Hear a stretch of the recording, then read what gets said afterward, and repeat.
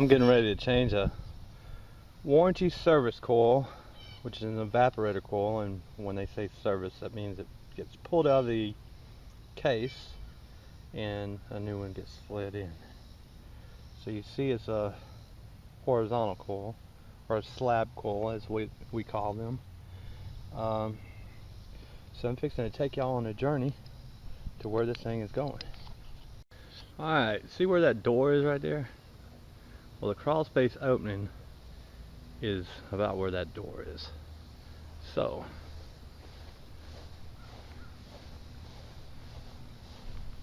let's walk around the bushes here and look at this. So I'm going to actually take my PVC cutters and trim me some bushes before I even do anything. Alright, so I got the bush kind of cleared up a little bit. That's what came off of it right there. So I'm not taking a lot down there with me, just because it's a pretty good ways. But anyway, there's the door right there. So right there's the door. So let me crawl over there, open it, see if I can get the light, because I've got my drill, my flashlight in one hand, PVC cutters in the back, nut drivers in one back pocket, and tubing cutters in the other. So I'm not carrying no bag down there, because wait till you see what's down there. Alright, well that's what the furnace is over there. As you can see, got this entrance right here, then the crawl door, and then under the deck. So this job should have really been kind of easy to do. It really should have been really easy to do. But I'm gonna make my way around the back, and I'll let you see why it's not easy to do. Alright, so here's the opening side of the coil where line sets gets stuck through. Now, I'm fixing to move my camera, and you'll understand why I said it's not going to be easy. This job should have really been easy. See that post? See this post right here? It is in the way. Now, why in the world would anybody do this? Why? Because you can blow air through either side of the coil. Why would you put an opening of a coil in front of a post? Makes no sense. Now, maybe this post was added later, but I don't know. I don't think it was. There's another one right there. So I don't think these posts were added later. I think they were added. Yeah, there's posts all over this house. So I think these posts were here. Somebody put that damn coil in front of it. But anyway, I'm gonna get pumped down, or it's already pumped down. I'm gonna start taking this stuff apart, and yeah, it may take me 7 hours to do it, but I will get it done. Alright, so I got it off there. Wasn't actually that bad, but to get out of there, but my flashlight's out of battery. So that is the coil, and it is dirty, but it is leaking. If you look real close down at the bottom left hand corner, you see that looks like wet spot. Well, that is a Freon leak.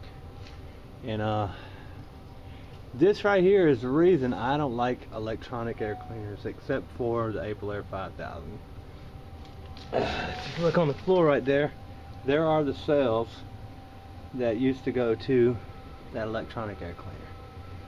So we've taken that, well, they was already taken out by the time I come over here, and it's got a 5-inch Amana filter in it now.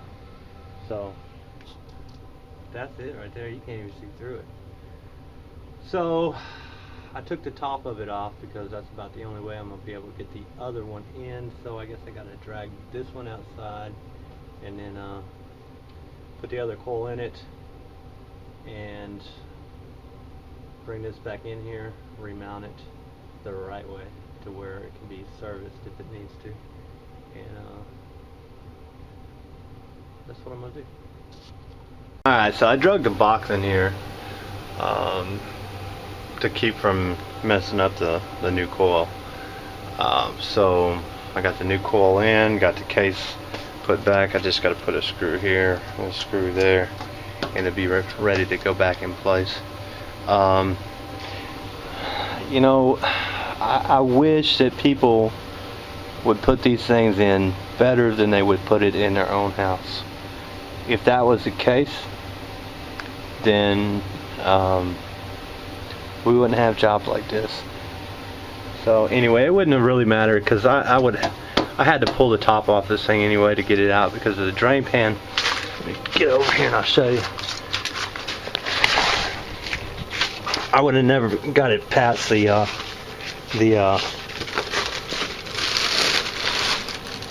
past the lip of the drain pan, so the top had to actually come off, so I did have to actually take it out, but it would have been a lot easier to do it from this side than the back side. Now I have to extend the line sets. So it's one of those old things where that old saying you ever heard I can't see it from my house. Well, that's kind of what this thing was. The guy that put it in couldn't see it from his house, so he didn't care after the job was done. So anyway, so I'm gonna get this thing put back in place. Alright, so the new coil is in place. I got it screwed on this side, I got it screwed on the other side. I still have to do the plenum though, but it'll wait until after I get the lines brazed in. And once I get the lines brazed in, I can start pulling a vacuum. And while I'm pulling the vacuum, I can come in here and get everything, get the drain ran. We're actually, even though this is a furnace, we're actually going to put a trap on it, and I will explain why in just a little bit when we get to that point. But I failed to mention when I got here this afternoon, it is Friday, August the 9th. I got here at 5 o'clock in the afternoon. So it's now 6:30, and so I probably got a couple hours left in here, and I've got a ton of stuff to do. I got a condenser and a coil to change tomorrow, a blower wheel and motor to clean tomorrow. One is in, they're probably about 60 or 70 miles away from each other. That's just something you do when you work for yourself. And then I got a reversing valve I got to do. I got that Daikin there, drain pan to do. I got a ton of stuff to do, but that's why I'm over here at 6:30 at night changing a evaporator. Man, I love my tubing bender and expander. I got the 7/8 ran around back to the back there where I cut it, and expanded it, so there's just one joint on there, one joint here. I actually had to expand it here because it was 3/4 coming out of the coil, so I just expanded it, and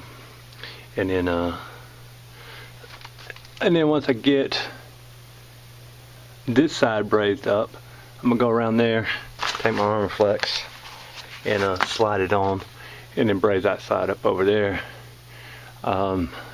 Braze my 3/8 and then run it around and then braze it back over here, so that way I won't have to go back over there no more. I'll be done with it. You just ever have one of those days where you're almost to the end of the job and you just want to sit down and not move? Well, I'm at that point right now. All I gotta do is put the plenum on, tie the drain in, charge the unit, start it up. She's not home, so I've got to actually jump it out in the furnace there.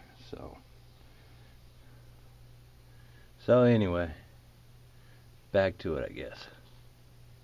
Alright, so we have built a trap on the furnace. And usually you wouldn't have to build a trap since the unit is in a positive pressure. But since we have other things tied into the drain line, we need a way to stop air as the fan is running from coming out of the drain. And I'm not quite sure what this goes to. It runs over there somewhere, but anyway. And then the drain runs along the floor or the ground and ties into the furnace trap. Well, if the furnace is running and it's draining and the fan is running, if the trap wasn't here, then air would push through there and not let it drain well. So to prevent that from happening, we just put a trap on it to keep the air from moving through there. So anyway, that's why I put a trap on this one. I hate it, but since I'm doing the maintenance, or going to be doing the maintenance, I'll clean it. So that should help some. Anyway, now time to go out, weigh the stuff in Freon, and come back in here and seal everything up.